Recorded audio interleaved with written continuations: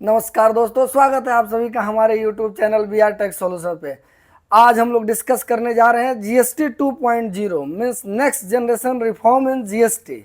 तो आइए एक एक करके हम लोग समझते हैं कि क्या रिफॉर्म आने वाला है। तो सबसे पहले हम लोग टैक्स रेट के बारे में डिस्कस कर लेते हैं।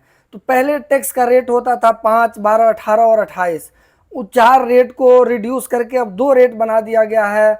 इसेंशियल गुड्स के लिए अभी 5% कर दिया गया है और बाकी सभी गुड्स के लिए 18% कर दिया गया है।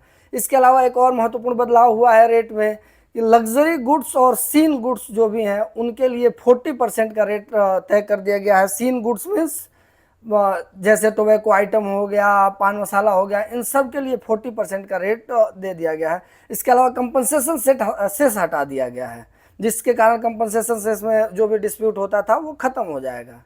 इसके अलावा एक और इम्पॉर्टेंट बदलाव आया है डिस्प्यूट रिजोल्यूशन के लिए। अब सभी स्टेट में गवर्नमेंट के द्वारा ट्रिब्यूनल खोला जाएगा। अब जीएसटी ट्रिब्यूनल सभी स्टेट्स में रहेगा, जिसके कारण डिस्प्यूट रिजोल्यूशन बहुत तेज़ी से होगा।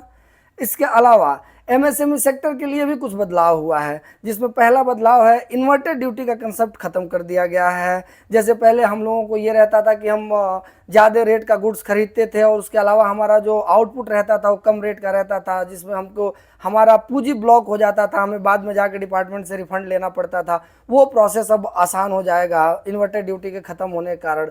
इसके अलावा अब पंजीकरण बहुत आसान हो गया है, मीन्स रजिस्ट्रेशन का जो अभी प्रक्रिया रहेगा वो काफ़ी आसान हो जाएगा नए जीएसटी रिफॉर्म के बाद से। इसके अलावा जो भी हमारा कंप्लायंस है, कंप्लायंस में 2-3 इंपॉर्टेंट चेंजेज आए हैं।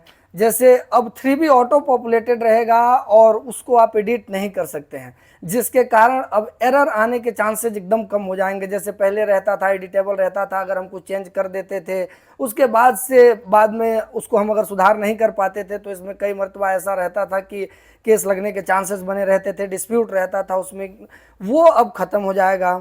इसके अलावा ई इनवाइसिंग पोर्टल जो है वो बहुत आसान होने जा रहा है। इसके अलावा ई वे बिल आसान होने जा रहा है। तो ये 4-5 महत्वपूर्ण चीज़ों में चेंज आया है।